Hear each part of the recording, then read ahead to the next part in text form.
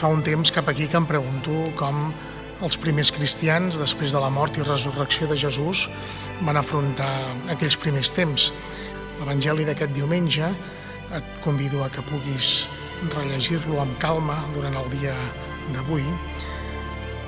Se'ns ofereixen alguns elements, alguns detalls de la reflexió pròpia dels primers cristians, de les primeres comunitats, que ens ajuden a descobrir també a Jesús ressuscitat en la nostra vida. De tots els exemples i tots aquests detalls en podríem destacar diversos.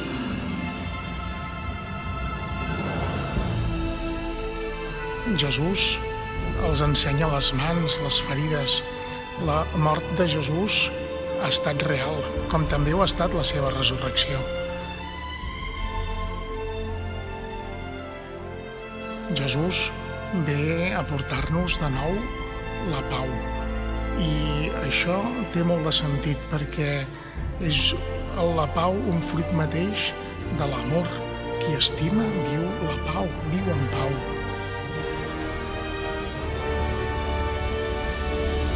I sens dubte el gran signe que ens ofereix l'Evangeli i que els primers cristians van identificar com un signe evident de la resurrecció i de la vida nova que Jesús inaugurava fou el perdó.